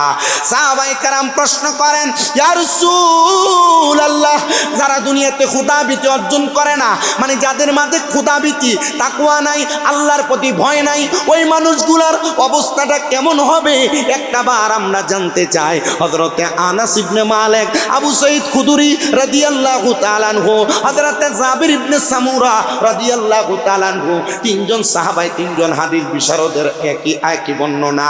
তারা বলতেছেন আল্লাহর হাবিব মুহাম্মদুর রাসূলুল্লাহ সাল্লাল্লাহু আলাইহি ওয়াসাল্লাম নবী আমার জানায়া দেয় যারা তাকওয়া অর্জন করে না, খোদা ভীতি অর্জন করে না, ওই মানুষগুলা দুনিয়া থেকে লাঞ্ছনা বঞ্চনার সাথে ইন্তেকাল করে তারা কবরে যায়, এবং লাঞ্ছনা বঞ্চনা নিয়ে কবরে যাওয়ার পরে এরা কবরের মধ্যে কঠিন আযাবের শিকার হয়। কবরের পরে হাসরের ময়দানে, সমস্ত হাসরের ময়দানবাসীর সামনে এরা বেয়াজ্জতি হবে, লজ্জা পাবে। শুধু এইটা নয়, হাসরের ময়দানের পরে ফুলসিরাত নামক একটা জায়গা তাদের সামনে আসবে। তারা ফুলসিরাতের মধ্যে পা রাখার পরে ফুলসিরাতের নিচে আমার আল্লাহ তাআলা যে হাবিয়া নামক দুজক রেডি করে রাখছে, এরা ওই দুজকের আগুনের মধ্যে ধাও ধাও করে জ্বলবে। মুসলমানেরা এই জন্য সবার কাছে বলি খোদা ভীতি অন্তরে নেন। এবার আপনারা আমার কথার জবাব দেন, যাদের অন্তরে খোদা ভীতি এক কথায় তাকওয়া আছে এরা কি কখনো কোনো মন্দ কাজ করতে পারে নাকি? আপনাদের কি কষ্ট হচ্ছে? আপনারা কি আমার ওয়াজ বুঝতেছেন? খোদা ভীতি অন্তরে থাকলে কখনো গুনার কাজ করতে হুজুর তাকওয়া। এলাকার মানুষ, আপনাদের পাশে তো চান্দ্রা দরবার আছে না? এবং অত্র অঞ্চলে আহলে সুন্নাত ওয়াল জামাতের আকীদা এবং শক্ত একজন আলেম হিসেবে কিন্তু চান্দ্রা দরবারের বর্তমান পিছায় হুজুর জি আল্লামা হুজ্জাতুল্লাহ নকশবন্দি বারাকাল্লাহু ফি হায়াতি, আল্লাহ ওনার হায়াত অসংখ্য বরকত নসিব করে। ওনাকে সবাই জানে, চিনে। আমি যখন ওই 2017 সালে প্রথম ওয়াজ শুরু করি, আমাকে কুমিল্লা দেখে আমার গালে এভাবে থাপ্পড় লাগাই দিয়ে হুজুর বলছিল, হ্যাঁ পাগলা, পড়ালেখা করো, চালাইয়া যাও। কুমিল্লা 19 শাহ আব্দুল্লাহ গাজীপুরের খাদেম আমজাদ শাহ ফকিরের মাজারের মাহফিল, আমার মনে আছে 2017 সাল। আমি তখন থেকে চিনি। তো চিনি যে তখন থেকে না, ওনাদেরকে এবং আপনাদের ফরিদগঞ্জ, রামগঞ্জে যতগুলা আহলে সুন্নাত ওয়াল জামাতের পীর মাশায়েখের দরবার আছে, মোটামুটি সবাই কম বেশ যে খেদমত চালায় গেছে, এই খেদমতের কারণে আপনাদের অত্র অঞ্চল আহলে সুন্নাত ওয়াল জামাতের আকীদার উপর অটল আছে, ঠিক না? তো যেহেতু পাশি দরবারে প্রতি সপ্তাহে, প্রতি মাসে খুশুসি মাহফিল হয় না? প্রতি সপ্তাহে, মাসে মাহফিল হয়, প্রতি বাৎসরিক মাহফিল হয়, এলাকার বিভিন্ন জায়গায় মাহফিল হয়। তাকওয়ার কথা, কবরের কথা, হাসরের কথা, নামাজের কথা, রোজার কথা, কবর, হাসর, মিজান, ফুলসিরাত, জান্নাত, জাহান্নাম, মা বাবা, সুদ, ঘুষ, হালাল হারাম, এগুলা নিয়ে কত ওয়াজ হয়, কিন্তু হেদায়েত ওয়াজ মাহফিল বাদ দিলাম। আপনাদের মসজিদের ইমাম সাহেব প্রতি জুমায় যে পরিমাণ ওয়াজ করে, এই ওয়াজেও যদি প্রতি ওয়াজে একজন করে হেদায়েত হইতো, প্রতি ওয়াজে, আমার মনে হয় না যে সোনার বাংলাদেশ আমার জন্মের আগে সব আল্লাহর ওলি থাকতো। তো মানুষ গোমরা হয়ে গেছে। গোমরা হয়ে যাওয়ার কারণে মানুষের ভিতর থেকে আল্লাহর ভয় উঠে যাচ্ছে। আরে আল্লাহর ভয় নাই বিদায় আমরা গুনাহ করতে কোনো দ্বিধা মনে হয় না। গুনাহ করতে আমাদের বিবেক একটুও বাধা দেয় না। গুনাহ করতে আমাদেরকে একটু, আমাদের অন্তর, আমাদের বিবেক বাধা দেয় না। তো বাধা না দিলে যদি আমি গুনার কাজটা কইরেই ফেলি, খোদার ভয় আমার মাঝে নাই থাকে, এবার আপনারা বলেন মরার পর আমার অবস্থাটা কি ভালো হবে না খারাপ?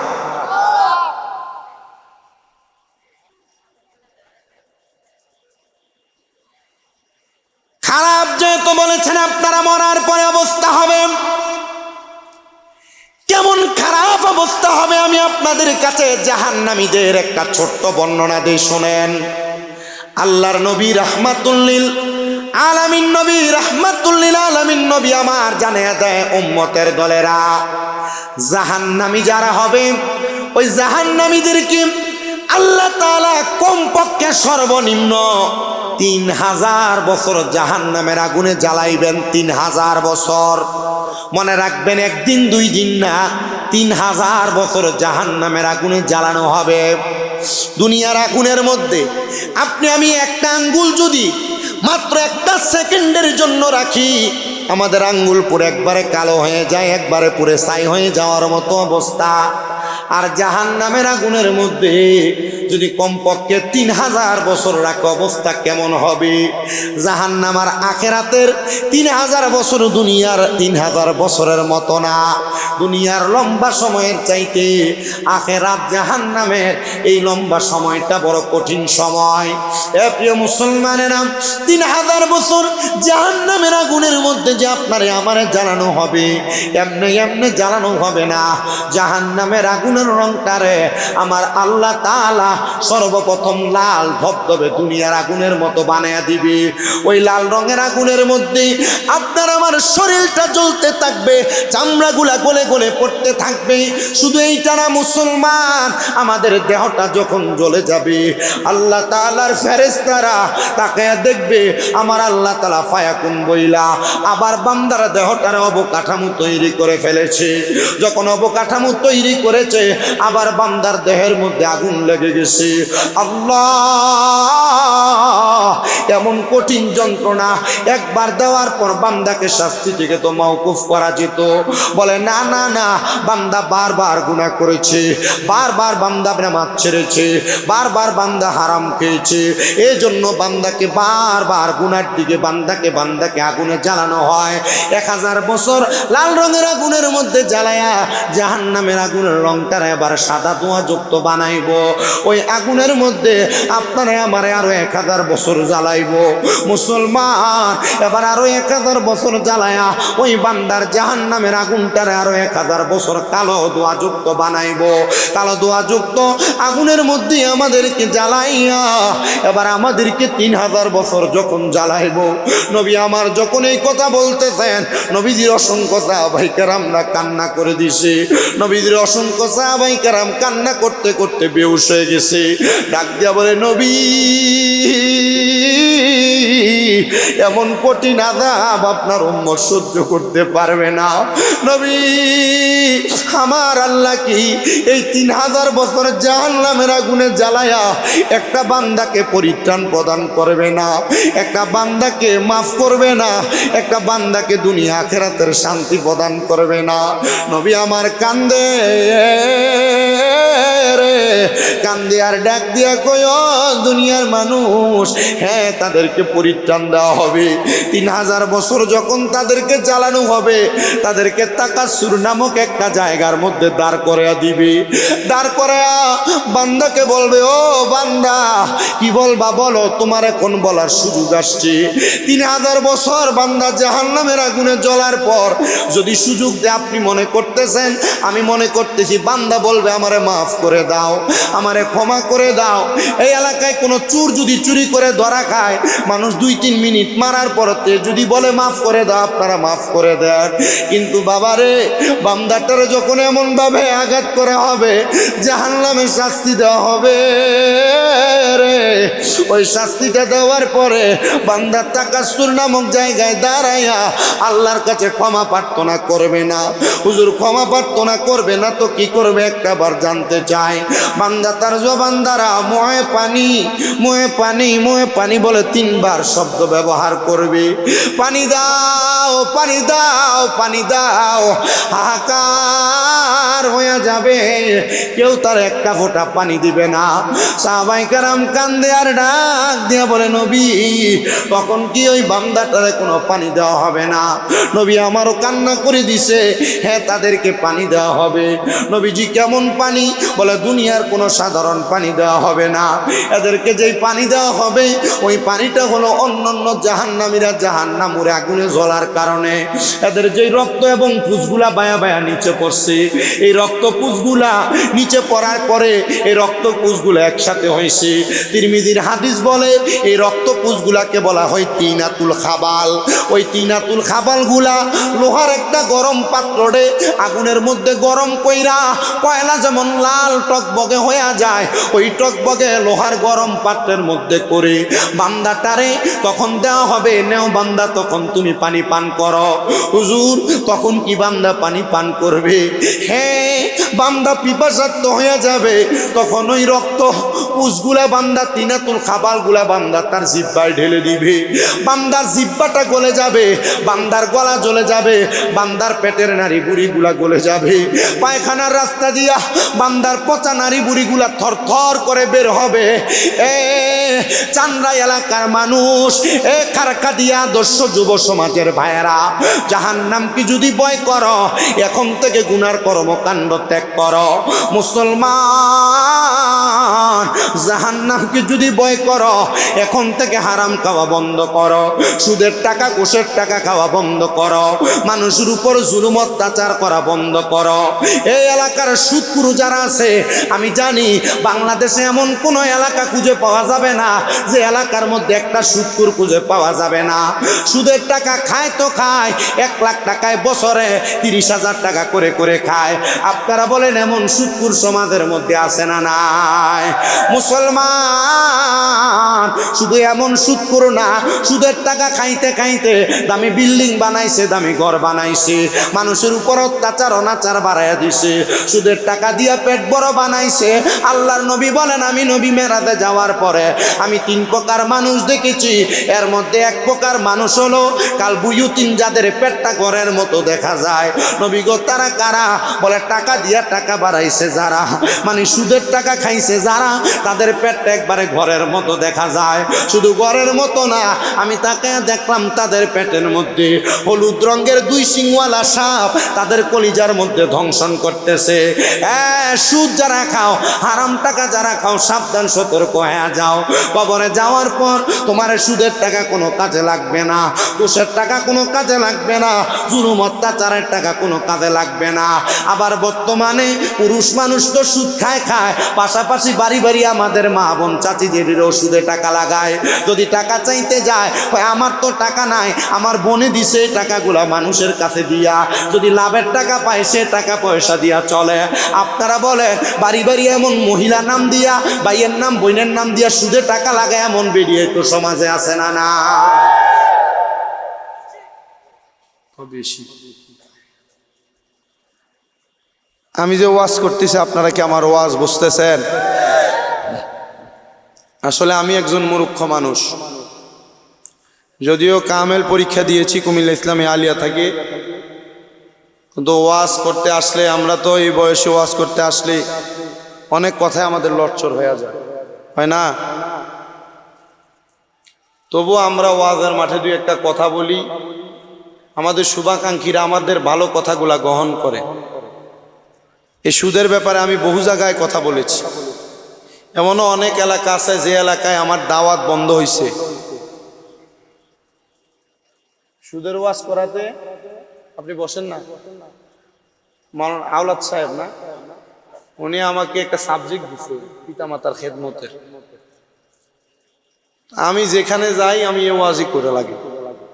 গত বছর আমি মাহফিল করছি 261টা, 2025-26 পিরিয়ডের মধ্যে আমি মাহফিল করছি 261টা। হিসাব করছি যে 248টা মাহফিলে শুধু আমার পিতামাতার খেদমতের সাবজেক্ট দিয়েছে। আমি অনেকগুলো হাদিস শরীফ পড়ছি পিতামাতার খেদমতের উপরে। এখন এই যে দেখেন 1, 2, 3, 4, 5, 6, 7, 8, 9, 10, 11, 12, 13, 14, 15, 16টা, এগুলাতে যে ওয়াজগুলা যায়, যদি একই ওয়াজ বারবার করি, আবার মানুষের নিচে দিয়া লেখে এক ওয়াজই তো বারবার।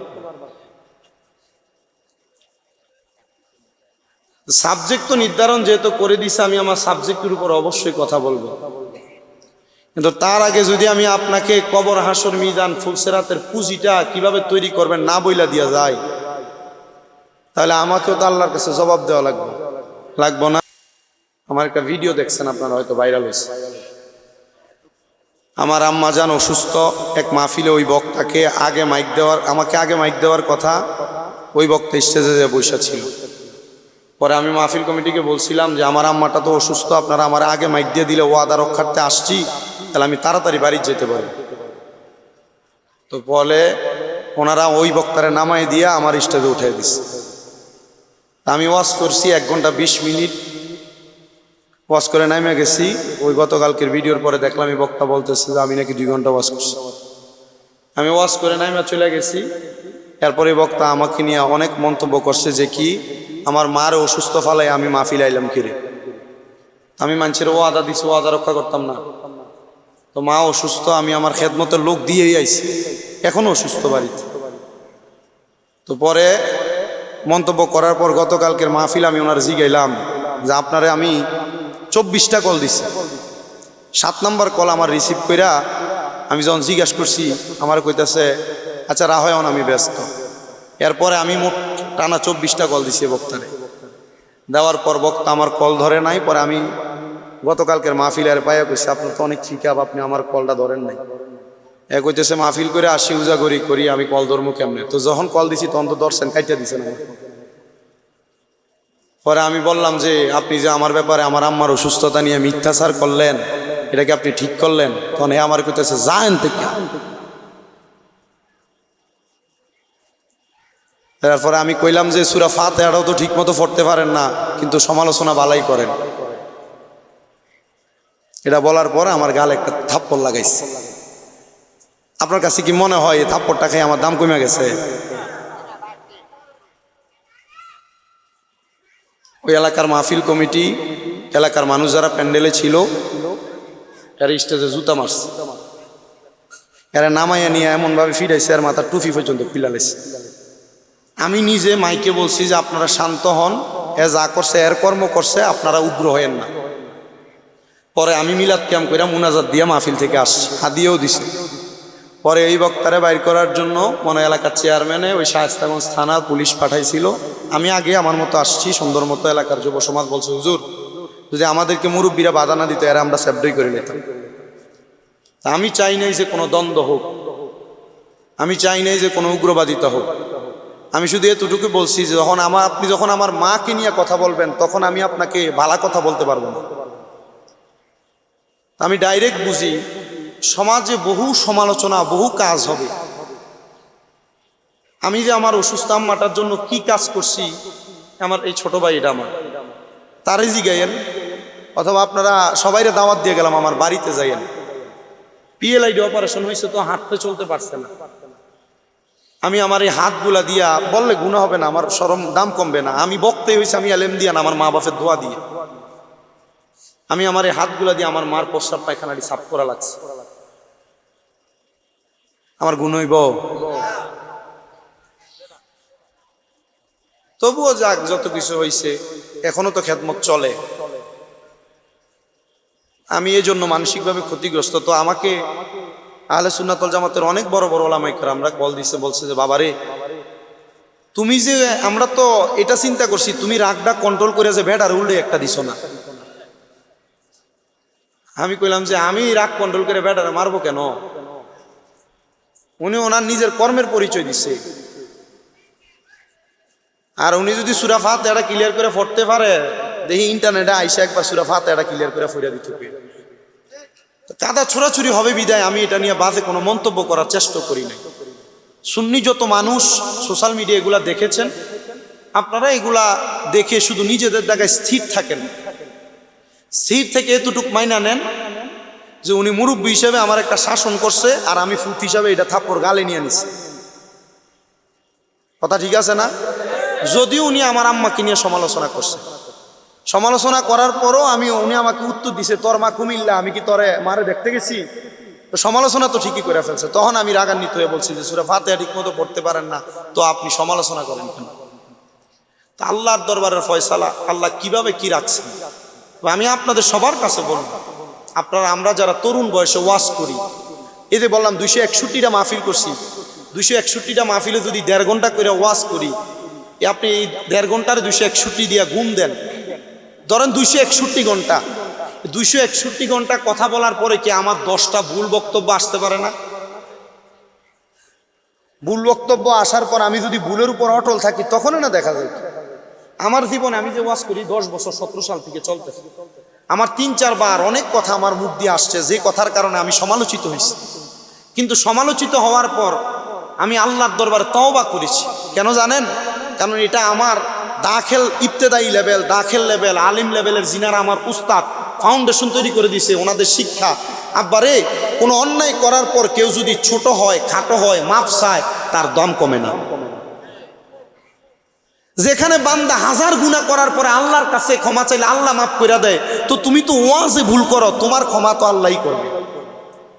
আমি তখন এটা মাইনা নেই। এজন্য আমি আপনাদের সবার কাছে এতটুকু আবদার রাখি, আপনারা আমাদের জন্য দোয়া করবেন। কোনো ভণ্ড, কোনো মুরুক্ষ, কোনো বাতেল, এক কথায় যারা সমাজে বিভ্রান্ত তৈরি করে এদের কথায়। আর এই যে সোশ্যাল মিডিয়াটা, এটা খুব খারাপ জিনিস। এটারে খারাফিয়তের মধ্যে পইরা আমরা যেন আমাদের বিবেকটাকে এই সোশ্যাল মিডিয়াতে বিলীন যেন না করে দিই। আল্লাহ সে তৌফিক আমাদেরকে দান করে। আমি অনেককে দেখেছি ওই বক্তার ব্যাপারে অনেক মন্তব্য করেছেন। আমি সবাইকে বলবো যে কারোর ব্যাপারে কোনো মন্তব্য করার দরকার নাই। কেউ যদি আমাকে গালিও দেয়, আমি এটার প্রতিবাদমূলকভাবে কথা বলবো, আমি কাউকে মারবো না। কিন্তু কারোর ব্যাপারে আমরা মন্তব্য, বাজে কথা, কাউকে আমরা আঘাত করব, এতটুকু আমরা ঠিক রাখি। আল্লাহ কবুল করেন। আরো জোরে বলেন আমিন। আমি কোন কথাই ছিলাম?